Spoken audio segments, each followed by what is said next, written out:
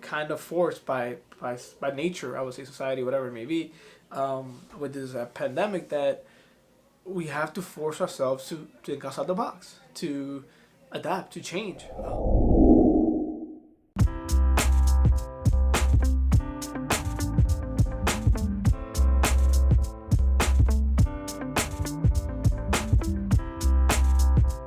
Hey everyone, we're back, and thank you guys for joining me here again, once again. Another daily video here, and just my thoughts and ideas of what's going on and what are we learning every single day from being in quarantine, from not being able to do what we normally do, from what the future holds. We don't know what the future holds.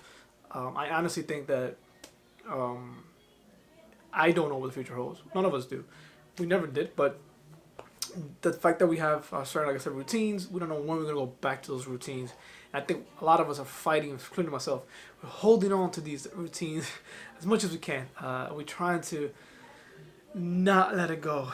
And I think it is something that I'm learning that there's a lot of things that we hold on to that we don't want to give up. We're not ready for that yet. I know for me, as you guys already know, I have a lot of things that I don't want to give up. And that includes my gym. I'm a big advocate of the gym, and I've always been going there for the last, I would say, couple of years. And the fact that we have none of that is something that I've been talking about in other videos as well, and how we're trying to obviously adapt. Get outdoors, do some other type of I would say activities that would include some type of physical activity. So I don't know. I'm very, very worried about this industry now. I think the industry is going to take a little bit of a toll right now because we can't go to them. We can't visit these places that we normally visit every day. So I would say I'm concerned for everyone that in the industry, in that business, and I hope that it definitely doesn't debilitate those small chains that are out there, because the lifeline of those businesses is just the customers, right? Like everything else, like restaurants as well, and salons, and anything self-care industry itself depends on the customers. And without them, I think it's a whole different ball game. And I think with time will tell who will be able to survive and whether they're gonna come back. And I'm not sure, man. I'm very, very concerned. I think it's a scary situation. I believe that that's part of a bloodline for all of us, and these are those businesses that are needed, at least for what I think, as far as like lifestyle and all that stuff. Definitely gonna be a change, and the fact that they're not needed, obviously, it's not a necessity, but I would say the lifestyle that all of us that would participate in these activities had, it's gonna take a dramatic change. Myself from New York City, I never really bought. As I said in my last video, I never really entertained the fact of buying stuff from my home because my apartment is very small, and it's limited space, I would say, and most of the space is used up. Now I find myself making space for these things, trying to implement some things here and there. So I think just like in life and anything else in life, there's certain things that we feel that we were non-negotiable, right? Our non-negotiables in life are being tested, are being understood that they are negotiable, and that they can be negotiated.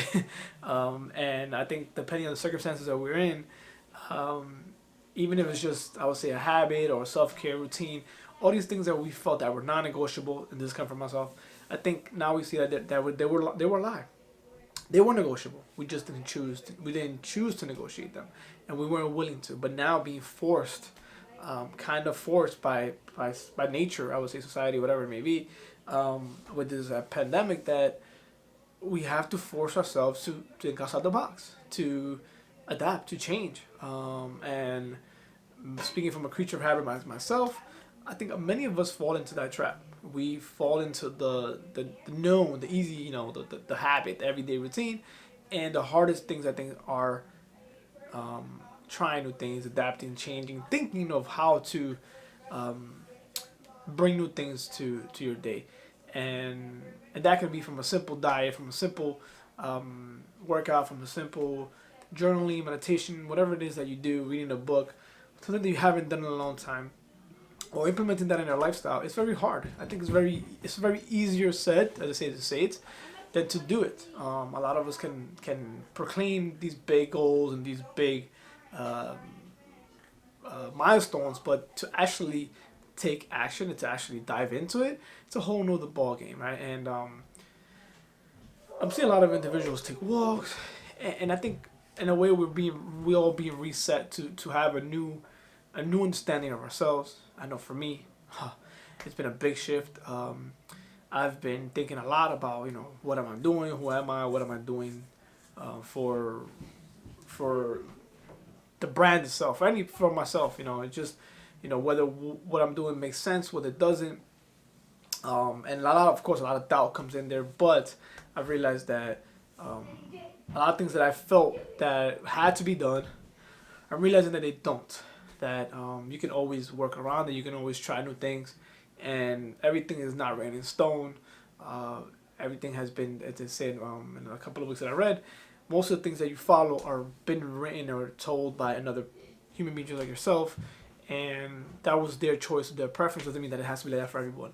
And I think just in life right now, we're seeing that, right? We have certain things that we did, that we tried, that we love to do, and they're being taken away from us. And I keep on bringing that up because I know a lot of people have a lot of anxiety, a lot of maybe depression, because we're not doing what we like to do. But I think I'm challenging everybody here to try something different, implement it, try things out, adapt. Adapting is so crucial, but yet many of us fail to do it. And any way that you think that is not a possible way, there can be a way.